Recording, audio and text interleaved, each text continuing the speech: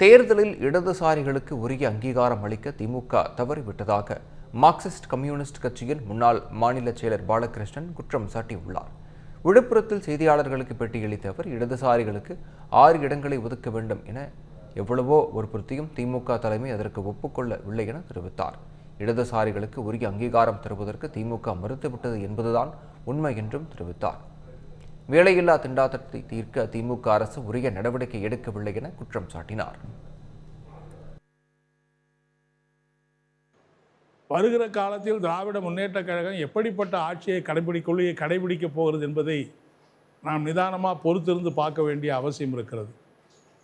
கடந்த காலத்தில் இந்த தேர்தலில் கூட மார்க்சிஸ்ட் கம்யூனிஸ்ட் கட்சிக்கும் இந்திய கம்யூனிஸ்ட் கட்சிக்கும் குறைந்தபட்சம் 6 இடங்களையாவது ஒதுக்கித்தர வேண்டும் என்று நாங்கள் எவ்வளவோ வற்புறுத்திய போதும் கூட திராவிட முன்னேற்றக் கழக தலைமை அதுக்கு இடம் கொடுக்கவில்லை.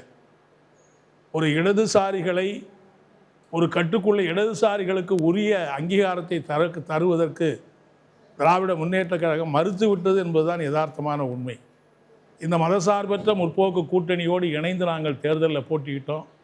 கடைசி வரை எந்த விதமான பிசுறும் இல்லாமல் எந்த விதமான குறைபாடும் இல்லாமல் பாஜகவை எதிர்த்த இந்த போராட்டத்தில் நாங்கள் ஈடுபட்டிருக்கிறோம். எனவே வெற்றி பெறுகிற இந்த ஆட்சி எப்படிப்பட்ட ஆட்சி அமையப் போகிறது என்பது கேள்விக்குறியாகத்தான் இருக்கிறது. ஃபர்ஸ்ட் கிளாஸ் கல்யாண சாப்பாடு போட்டுட்டேன், அடுத்து என்ன? ஃபர்ஸ்ட் கிளாஸ் கிரகப்பிரவேசம் சாப்பாடு தானே. ஒரு நல்ல அபார்ட்மெண்ட் வாங்கு.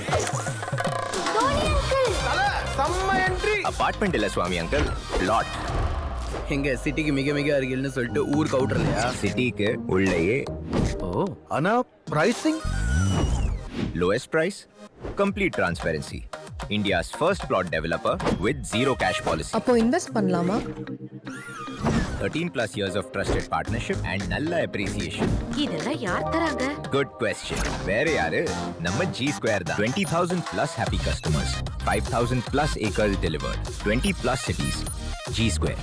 Your home, your dream, your choice. அடுத்தது என்ன? பால் காய்ச்ச வேண்டியதா?